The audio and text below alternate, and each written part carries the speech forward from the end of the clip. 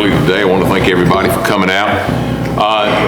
For the next few weeks, as long as we're dealing with COVID-19, I am going to go in-house with our invocation. Tonight, I have asked Wes Thomas to lead us in the invocation. Wes, and I'll ask you to stand, and Commissioner Elks will lead us in the pledge thereafter. All right, let us pray. Father God, first let us thank you for the many blessings which we have received, both as individuals as well as community at large. I pray, God, that we recognize these gifts and blessings as coming from your merciful and forgiving hands. God, we know you have shined your light upon us in times past, and we ask with a humble spirit tonight that you will continue to do so in the future. God, grant these governing officials wisdom, discernment, understanding, clarity of mind, as well as a spirit of fairness and equality. God, your word says you changeth the times and the seasons, you remove kings and set up kings, and you giveth wisdom and understanding. Your word said, for there is no authority except for which God has established. So, Lord, please accomplish your will this night through your established authority. In Jesus' name, amen. Amen. Brendan? I pledge allegiance to the flag of the United States of America and to the republic for which it stands, one nation, under God, indivisible, with liberty and justice for all. Thank you. Paul Ellis will be leading our invocation at our next meeting, and Paul, thank you in advance for that. Next, we have citizens' presentation. We have two that have signed up. We ask that you address the board. No action is normally taken during this. First is Ms. Sally Eason to talk about the cat colony. Sally, if you'll just come to the podium, and just for the TV cameras, give us that name and address, and that'll make it all official. Thank you. Okay. And I will take this off because I can't stand. My name is Sally Eason. I live at 3682 Hillcrest Drive here in Farmville. And this is the first time I've spoken to the board before. So I'm here to speak to y'all about a group of cats at the Rescue Squad building. I've been hearing about this colony of cats all summer. There are several kind people, my neighbor being one of them, that feed these cats daily. I rode down there with her several days ago, and as soon as the cats heard her coming, they seemed to come out of everywhere. Grown, half-grown kittens, little kittens, they all came out to eat. These are totally feral and untouchable. The cats tolerate the people that come to feed them, but are terrified of any quick movements. I immediately thought about Spay Today, where they operate to spay or neuter feral cats, nip their ears for identification, and give a rabies vaccine for a reasonable $40 fee per cat. When I went home, I went online, and to my delight, I found that they had vouchers for $20 per cat for the same surgery. These come at varying times from a program called NC SNP. It's for feral cats for a spay, neuter, and release program. The cats are altered and released back to the place where they are at home, and the colony no longer multiplies. Anxious to get the vouchers before they were all gone, I and two other concerned citizens fronted the $300 to get 15 vouchers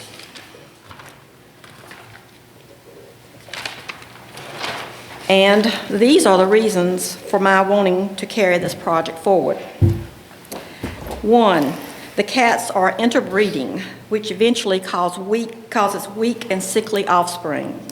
2, one female cat can have 3 litters on an average of 2 to 5 babies, possibly up to 10, during one breeding season. And they have 2 to 3 breeding seasons a year. Females that come into heat very young often are not good mothers, and the kittens suffer from a lack of motherly attention and die. 4, unneutered male cats frequently fight over territories and females, and very often come away with injuries from claws or teeth bites that sometimes never heal and make the male sickly, in pain, and can cause their death. 5, unspayed females draw males through pheromones in the air when they are in heat. 6, Without caring people, these colonies suffer from malnutrition and are unwell. 7, the area is kept free of pests by these cats, and the occupants of the surrounding buildings benefit from this. 8, after they are altered, because they are not multiplying, they will live out their lives relatively healthy, peaceful, and helpful by hunting rodents in the area. Sally, there's a 3-minute time on this, so I'm going to have to ask you to wrap up, please. Okay. Okay? I timed myself, and it's 3 minutes. You're close. Okay, I was told that. All the people in the area feel these cats are doing their natural thing of hunting and ridding the area of pests, and they want these cats re-released. Lastly, I believe that this is the only humane way to take care of any feral cat colony. Our plans are to catch as many as 15, because we have 15 vouchers, and have the surgeries and re-release the cats all done by mid-January. This action I am requesting only refers to the colony of cats at the rescue squad building site. I feel that this is a humane action to be taken that costs the town nothing, because we have volunteers that are paying for the fees. And catching and having them inhumanely euthanized does cost the town money. So I'm here to get the board's permission to catch, alter, and re-release as many as 15 cats at this time from the rescue site only. Okay. Thank you.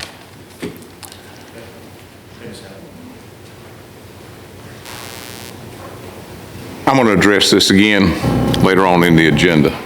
Okay. Next is Ricky Smith. How you doing? My name is Ricky Smith. My address is 9058 West Marlboro Road in Farmville. And Sally, I'll take some of those cats if you want them. I got a mice problem out there where I live at. There's where I live by CNA out there, there's a plant behind my house, and it smells. I have fruit flies in the summertime. I have mice in the wintertime. I killed 25 or 30 mice last year coming into my house. I need to borrow some of those cats. But anyway, other than that, that's one problem. The other problem is in front of my house, the right-of-way.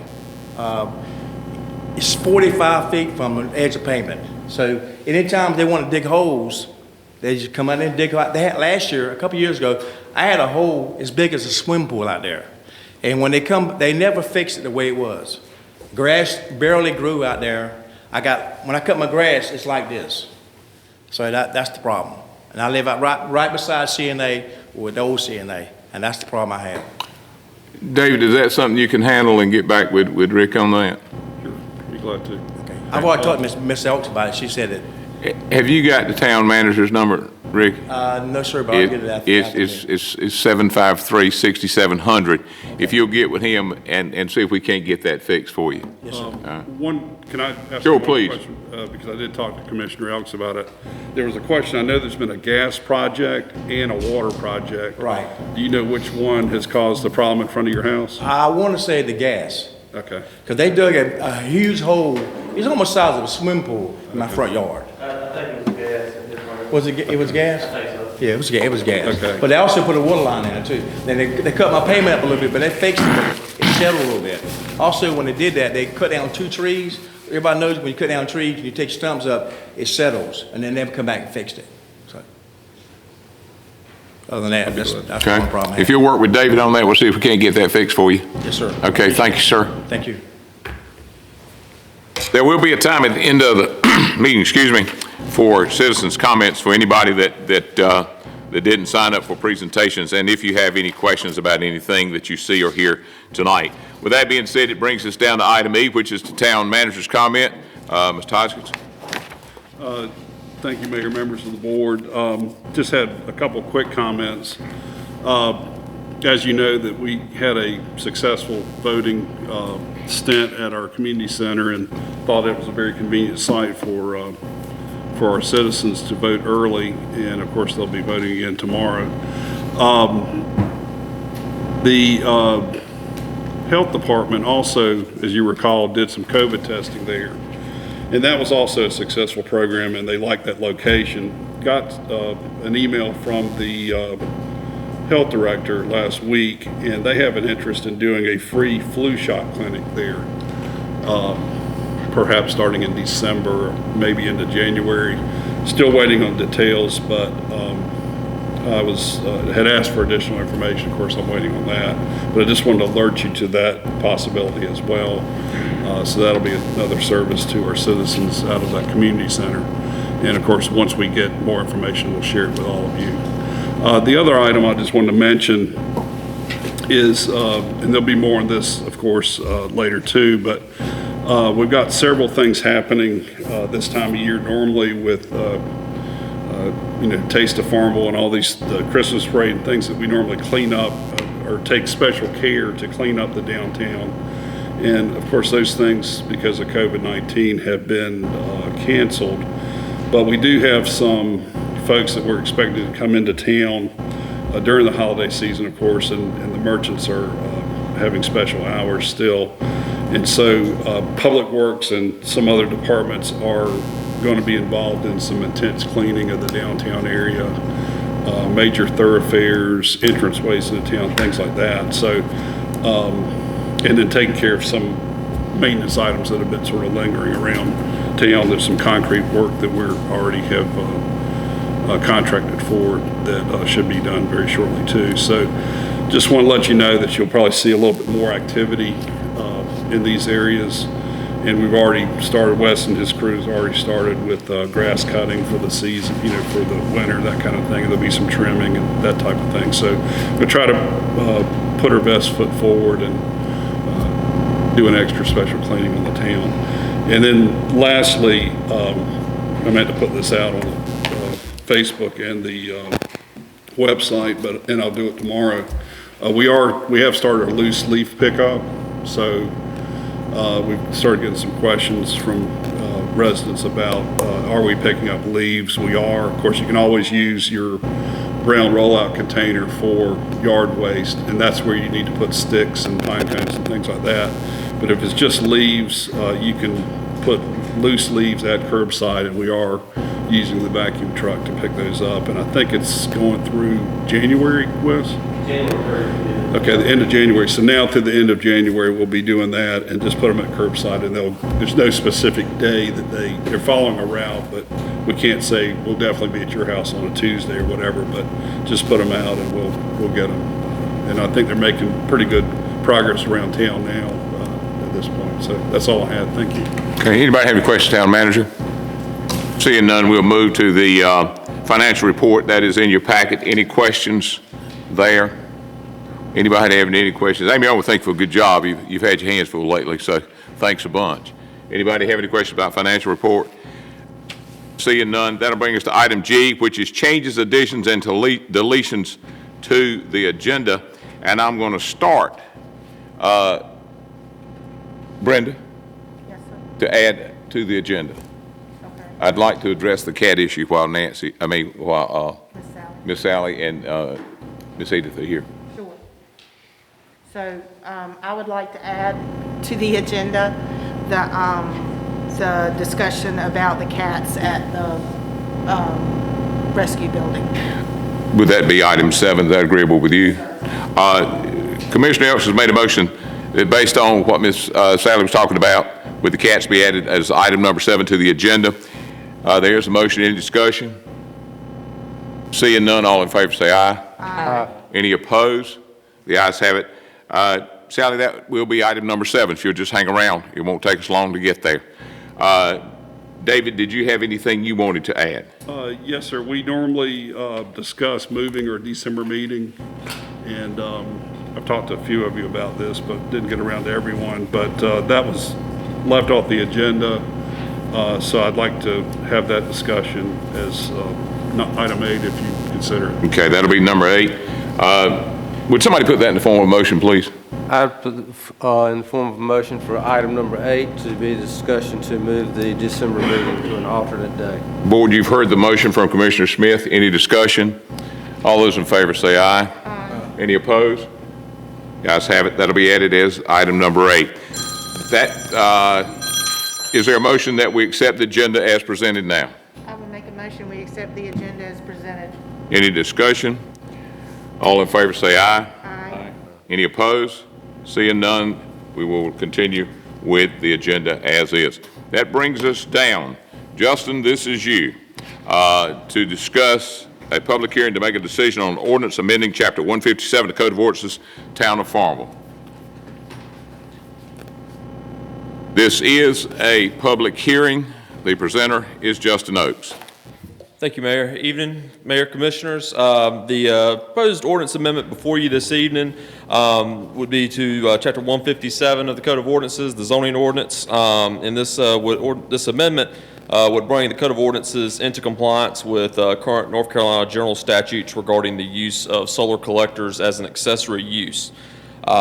Specifically, North Carolina General Statute 160A-201. This statute places limitations on the regulation of solar collectors on a residential property. So as you may recall, at the 1st of 2019, the board approved a solar overlay district when we were working with the latest solar farm that come in off of NC 121. And so at the time that the language for that solar overlay district, and David, correct me if I'm wrong on this one, but because this predated my time, but I believe this language was put together by the solar company that the town was working with at the time. And what we found in the time since then is, I believe, inadvertently in doing that, based off of the way that our ordinance had defined solar farms, what had happened is essentially we were now, the way our ordinance was structured based off of that, were unable to allow solar collectors of any kind on any residential property outside of the RA20 district. The way our ordinance was regulated based off of ours, all we had a definition for was for solar farm, and the way that that was defined and the way the requirements were set up for the solar overlay district, most of our general residential lots here in town, there's no way they could conform to that. So that would put us in violation of General Statute 160A-201. So what we have proposed this evening as a part of this ordinance amendment, a couple of things. First would be adding a definition for a solar collector as an accessory use. Basically, solar collector accessory is a device or structure for which the primary purpose is to convert solar radiant energy into another source for direct power consumption and/or interconnection with the power grid to offset energy consumption of a principal use. So basically, this is referring to if an individual wanted to put a couple of solar panels on their property to offset energy use at their house. We're not talking in this case your large-scale solar farms. So we needed to add a definition for that, because the way as our ordinance was currently written, the only way that we were currently allowing solar was in the way of a large-scale solar facility like the one on NC 121. So in addition, we would also amend the definition for solar farm, and now we would amend that to state that an entire tract or portion of a tract that contains a solar energy power generating system that includes a collection of ground-mounted solar panels and related equipment primarily designed to convert sunlight into electrical power for interconnection with the power grid system for off-site consumption. So again, the amendment to this definition is just so that we can distinguish between on-site use at principal uses, which is the solar collector, and the collection for off-site consumption, which is your larger solar farms. As for the solar collector accessory uses, these would be permitted as an accessory use in all of the residential districts. And we are allowed, even though we are limited somewhat of our regulations, we can place some regulations on these as accessory uses. So what we've included are regulations that state that it must be, these solar collectors must be located on the same parcel as the principal structure. They must be located on the rear or the side yard of the property. They can either be roof mounted on any code compliant structure or ground mounted on an area of up to 50% of the footprint of the principal structure on the parcel, but not to exceed 1 acre. They must meet the setback requirements that are already established in the zoning ordinance. The height limitations for roof mounted would be based off, again, the height limitations for that particular zoning district. And if they're ground mounted, then it would be a maximum 10 feet height. System mounted building materials, all system mounting equipment must be constructed of either metal or steel. This will prevent deterioration of the equipment more rapidly than if it were to be used as or constructed with metal or steel. And then finally, buffer screening, except where natural vegetation already exists, vegetated buffers to sufficiently fully screen the solar collectors should be planted along, or shall be planted along all sides adjoining properties zoned for the development of or a residential use. Anybody have any questions of Justin? Any questions of Justin? Yeah, have you had a lot of requests for solar panels in Farmville? We have not. What we realized, we did have one that come up a little earlier this year, and that's when we went in and we looked at our ordinance. That's when we caught the issue we had with our definition in terms of not being able to specifically fit, and then recognizing that our definition as it was currently written in our ordinance was conflicting with the general statutes. But no, we don't have a lot of requests for this, but this was just a matter of cleaning that up so that we could come into compliance. Was this a request by somebody who's legitimately concerned about having solar panels at their house, or was this just somebody that kind of bought in off the street? No, this was actually done and kind of in response to, we did have an individual that placed solar panels on their property earlier this year. But when we were going through that process and we were looking at it, that's when it was discovered that our ordinance, based off of the change in the definitions and the change in the requirements with the solar overlay, that we were then in violation or conflicting with the general statute that allowed it at all residential properties. Your definition of solar farm, how much does this definition that you have here vary from the original definition? Very little. With the only change in that, we just wanted to make sure that we clarified the difference between the accessory use and the actual solar farm. There's actually very little, and I don't have the old definition in front of me, but if you were to look at it, there's very little change in the old definition. We just want to be sure that we clearly distinguished with our definitions in the ordinance between an accessory use, which is just a couple of panels at a home, and a large-scale solar farm. And lastly, on ground mounted on the area up to 50% of the footprint of the principal structure of a parcel, but no more than 1 acre. Now, can you define to me, if I had a house for the 50% and the 50% footprint on an acre, how many solar panels I could have out there?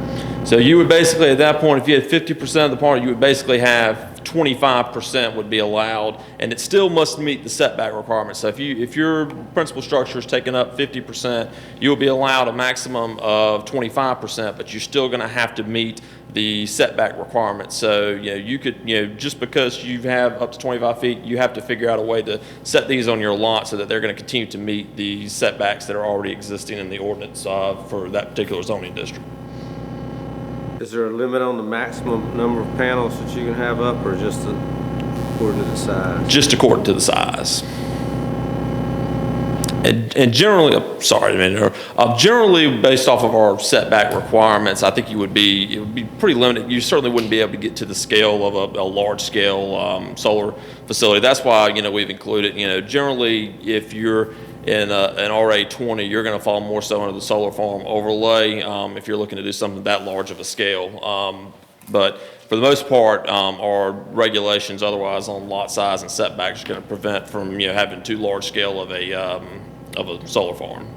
But you would have to go into the overlay district at that point if you're looking at a large scale solar farm that would be for off-site consumption. Thank you. You good, Commissioner Dixon?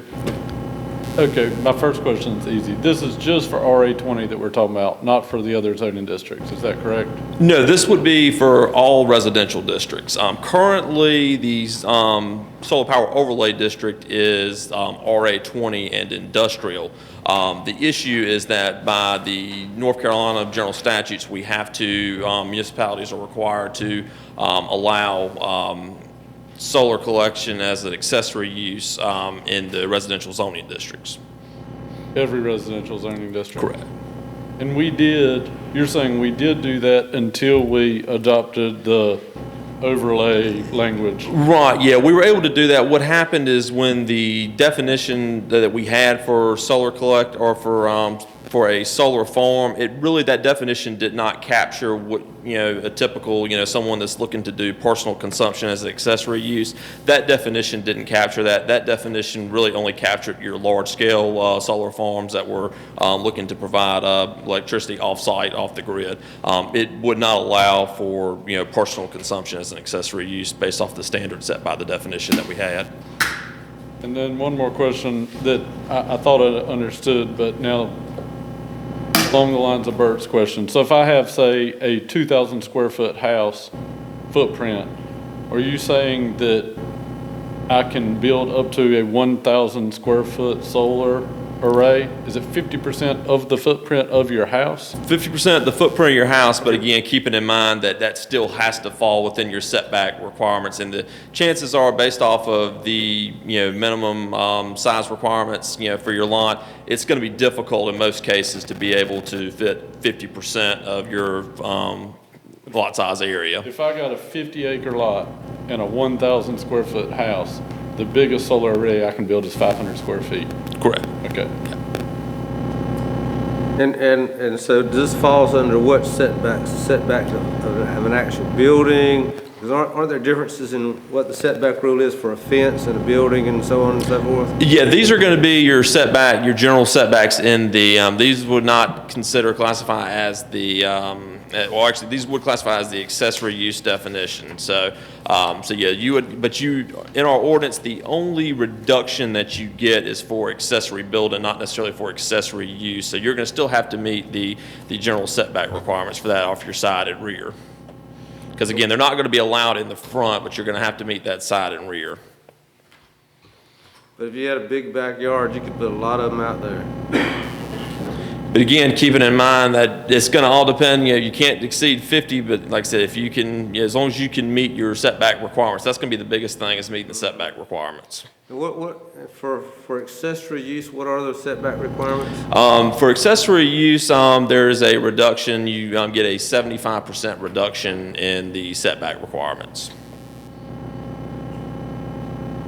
But what actually is the That would vary by the zoning. It's going to depend. The setback are different based off the zoning district. Your setbacks for your R5s are less than your setbacks for your R15. So that's going to vary by zoning district.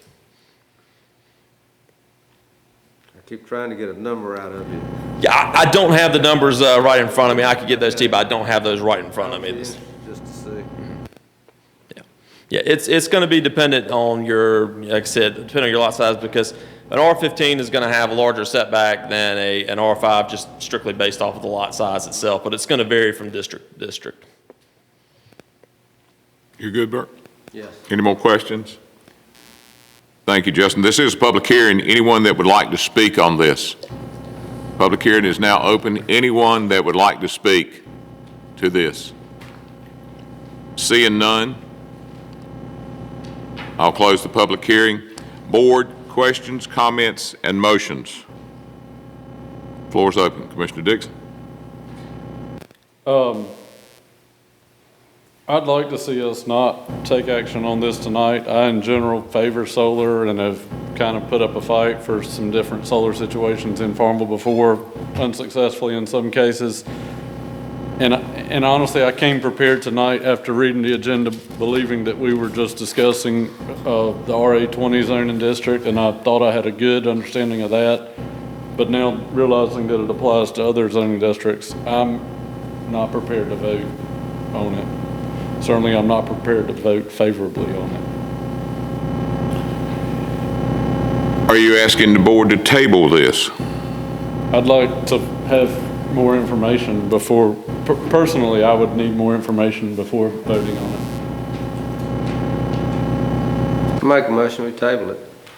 There's a motion that this public hearing item be tabled until when? Bert? Should we say 60 days? That would be the January meeting? January meeting. There is a motion, board, that we table a decision on ordinance amending Chapter 157 Code of Ordinances until the January meeting. Commissioner Smith made the motion. Is there discussion? Seeing no discussion, all in favor of this item be tabled to January, say aye. Aye. Any opposed? Hearing none. Let the record show that this will be tabled till January. Thank you, Justin.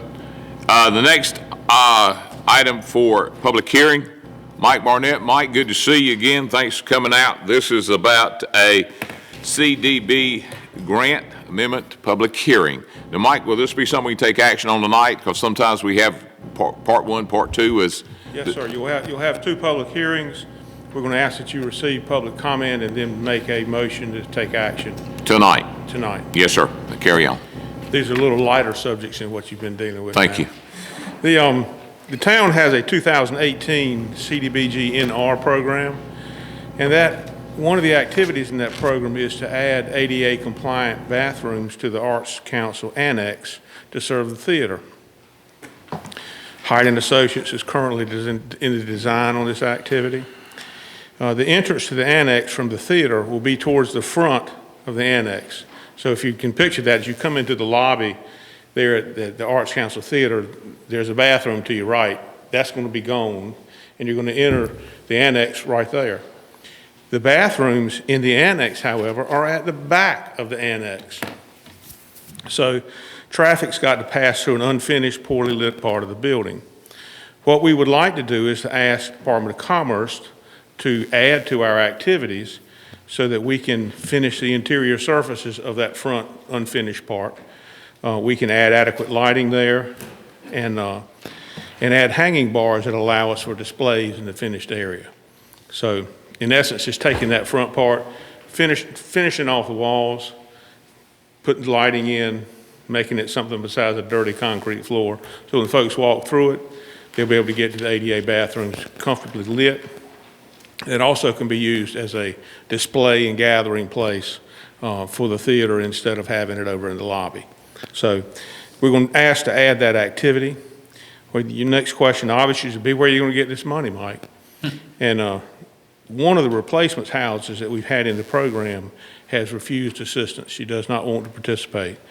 And that will create some money for the program. We won't need that much money, but it'll create some money for the program. Your citizen participation plan requires that you conduct a public hearing before you submit a program amendment request, and that's what we're doing tonight, Mr. Mayor. And if you would receive public comment, after public comment, authorize submission of the program amendment, if that's what you so feel, and also authorize the mayor to approve the minutes of the public hearing after the clerk has prepared those minutes. Thank you, Mike. Anybody have any questions of Mike? Any questions? Seeing none, this is a public hearing. Anyone like to speak to this matter? Anyone like to speak? Seeing none, with that being said, I'll close the public hearing. Board, questions, comments, or motions to authorize submission of the program amendment? Mr. Mayor, I'd make a motion. Can it be both things in the same motion? Make a motion, we authorize submission of the program amendment and authorize the mayor to approve the minutes of the public hearing. You've heard the motion. Any questions or comments? All those in favor of the motion say aye. Aye. Any opposed? The ayes have it. Thank you, Mike. You stay right there because you got another one, right? Yes, sir. Is this one you or? Yes, sir. Okay. This is to receive public comment, again, concerning Basin 5 sanitary sewer improvements. Mike? The town's received bids for your 2018 CDBGI sanitary sewer replacement, all of which is in Basin 5. The bid came in under budget by about $75,000. The state has recommended that we go ahead now and add additional activities that we may be able to do so that at the end of the program, we're not adding activities and extending time. So what we're going to do is go ahead and expand the coverage area now to the program, so we won't have to get to an place where we're doing the same thing 18 months from now or 12 months from now. Again, this requires a program amendment through the Division of Water Infrastructure. And your citizen participation plan, again, requires you to conduct a public hearing to submit the program amendment request. We're asking to add additional sewer replacement on Moore Street, which will be an extension of Moore Street, Barrett Street, and some on Pittman Alley. action we're requesting tonight, again, is to receive public comment, if there be any, and authorize submission of the program amendment, authorize the mayor to approve minutes of the public hearing after the clerk has prepared those minutes. Thank you, Mike. Anybody have any questions of Mike? Anybody, commissioners? This is a public hearing. I now declare this public hearing open. Anyone having comments that would like to be heard? Anyone? Seeing none, I declare this public hearing closed. Board, do you have any questions, comments, or motions for Mr. Barnett? When do you expect this to be done? Or when would you expect it? The notice to proceed is, they're processing the contract documents now. The notice to proceed, David, you may know, should be, Issued about 10 days ago. It was in my report on Friday. I can't remember the exact date. Let's see. Anybody else? Is there any other comments or motion? I'll make a motion that we ask for I'm not sure how I need to make this motion. just approve submission of the That we program approve amendment. submission of the amendment as well as for the mayor to approve the minutes so that this can proceed. Commissioner Elks made the motion that we authorize submission of program amendment and authorize the mayor to approve the amendments. Any questions or comments? All in favor say aye. Aye. Any opposed? The ayes have it. Mike, thank you for your y'all so time. much. Appreciate Thank you for all you're doing. Thank you so much. Mayor, that date was October 19th. The notice to proceed was issued then. I think it's a 120-day contract? Okay. So 120 days from the 19th of October. Okay. Next item is items for decision and discussion. First item is approval of the minutes from the October 5th meeting. I'll make a motion we approve those minutes. Commissioner Elks has made a motion that we approve the minutes from October 5th. Any discussion? All in favor say aye. Aye. Any opposed? The ayes have it. Item number 5, reappointment to the Tree Committee and appearance members, Mr. Larry King to be reappointed to that. Is there a motion? I move that we reappoint Larry King. Commissioner Hobbs has made a motion that we reappoint Larry King to the Tree Committee and Appearance Commission. Any discussion? All in favor? Say aye. Aye. Any opposed? It carries. Next item. These folks are a good team here. Reappointment of Tree Community Appearance for LaRue King to be on that committee. Is there any discussion or motion? Make a motion we approve LaRue King. Commissioner Smith made a motion that we approve Mr. LaRue King to the Tree and Community Appearance. Any discussion? All in favor say aye. Aye. Any opposed? The ayes have it. It brings us down to item number 7. Sally, thanks for bringing this to our attention tonight. And I'll open the floor, and I'm going to lead with Commissioner Elks. Would you weigh in on this, please? Okay. Miss Sally, first of all, I want to thank you for bringing this to the attention of the town as well as us personally. I am a huge animal advocate. Anybody who knows me knows that. And I see those cats on a daily basis because I live around the corner. And I do know that they are very important to the rescue building. They really love them being there, and I know that there are several people. I also know from what I understand that our ordinance, town ordinance, kind of prohibits a little bit of what you're trying to do. Am I right, Major Spencer? Right now, yes, that's correct. Okay. I personally would like to see this done. You and I both know that by the time January rolls around, there's going to be some more kittens because not everybody can be done at one time, fixed at one time. Major Spencer, I know that this isn't something that we just totally need to change our ordinance, but can we make an exception for this, for these cats at the rescue building to be, My recommendation would be to play it as a case-by-case scenario. I've seen this done on Facebook. I know the rescue building and other organizations are in favor of this. I personally have not heard or seen anything against this. Would be, I would recommend a case-by-case scenario because right now it's not in the residential area. If you have another situation arise where it's out in the residential area, then it could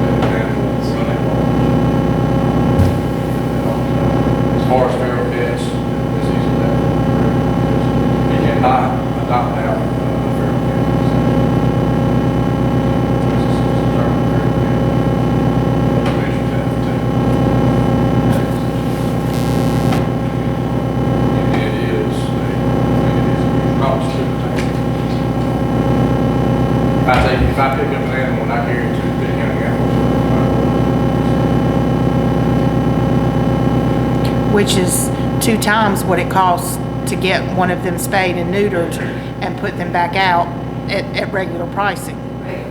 Yeah, at regular pricing. So I personally, to the board and to Major Spencer, I personally would like to see us take this case as a case-by-case basis and let Miss Sally and her rescuers do what they can do to help keep this colony from multiplying, from getting sick, and for doing, they're actually working. These are actually working animals that are taking care of the rescue building and the other buildings around to keep the rodents and things down, and they really want them there. They really want them there. So would you like me to make a motion? I'd like for you to put that in something that I understand. I would like to make a motion that the 15 cats, kitten colony at the rescue building be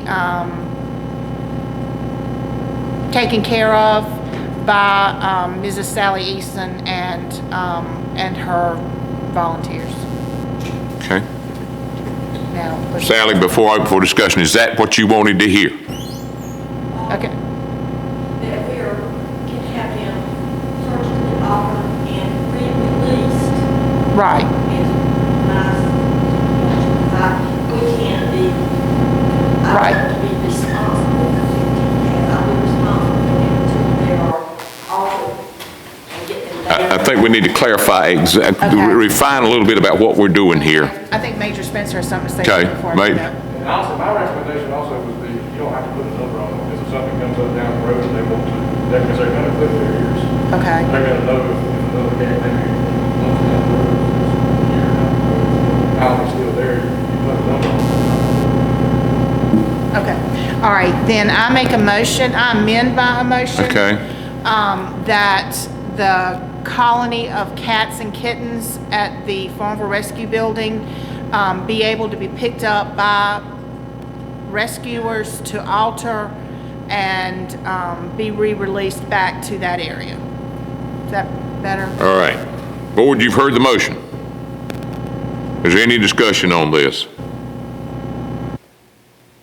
Before I call for the vote, Major Spencer, you okay with this? Okay. All right. Seeing no discussion, all those in favor say aye. Aye. Any opposed?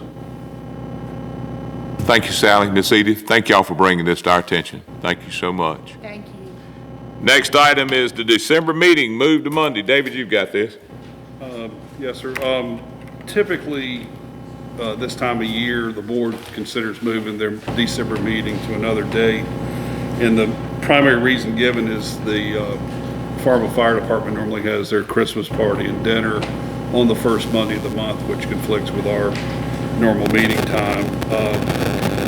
The fire department at this point has not determined, at least as of last week, has not determined what they're going to do with the party. They don't know if they're going to have it as it normally is. They don't know if they're going to, they've talked about having it with just members only, not even have spouses. There's also an issue with the normal place. Marlboro Baptist Church Fellowship Hall is not available because that's where the church is having services and other activities. So that reason is not here. However, the mayor and I have talked about this. There are 5 Mondays in November. So November 30th is a Monday. The board may want to consider moving the meeting back a week, thereby freeing up the month of December for other things. So I would say that if the board wants to consider moving the meeting, that November 30th would probably be the logical time. And I've checked with the attorney and others, and that people are available that time as well. Okay. So, Monday, November the 30th. yes, sir. 6:30. Okay. For discussion, board, town manager is asking you to consider moving the December meeting to November the 30th at 6:30. So for discussion. I see no reason why we couldn't do that, so I make a motion that we move it to November 30th. Thank you. Commissioner Smith made a motion that Monday, November the 30th will be our December meeting at 6:30. Any discussion? Seeing none, all in favor say aye. Aye. Any opposed? Seeing none, the motion carries. So the next meeting will be November the 30th. Now, just to recap, the November meeting, the item that we tabled tonight, will that be in the January meeting? Just so I'm seeing my notes. January meeting, January meeting. 60 days. Okay.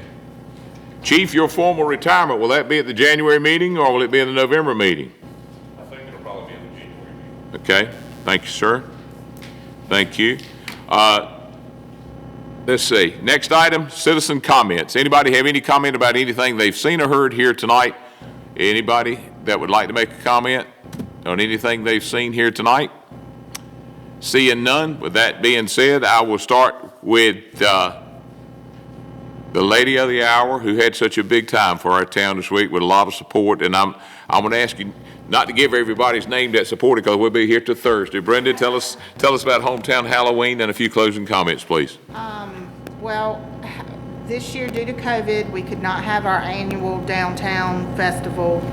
So we decided to do just an old-fashioned, old-school Halloween trick-or-treating. And we, thanks to the Pitt County Planning Board, I sent them people that said that they would have their homes open. They did a fabulous map. Eli Johnson, Gregory Fieldman, and Love Ott did that, and they did a wonderful map that we were able to get out to anyone that asked for it. We had a ton of very excited little trick-or-treaters all over town.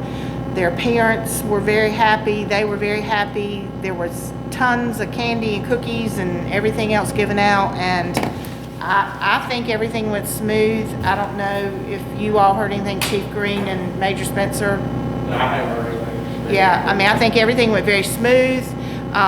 It was a perfect night for it. It was crisp and cold, just like a fall night should be, and it was just pretty amazing.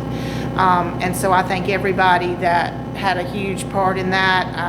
I thank our police department and EMS and fire for going along with what we needed to do to make something special for our children at Halloween. And I don't think a lot of them will forget it for a long, long time because of the fact that it was something most of them had never done before because we've had other things. And other than that, that's all I have to say. Thank you so much. Commissioner Smith. No, actually, I heard a lot of people say how much they really, really enjoyed Halloween, that it was very special. I don't have any children in that age group, so I wasn't out there. But kudos to you and the rest of the team and employees for making it all happen. And we just look forward to an upcoming Christmas season here shortly. Thank you very much. Commissioner Shack.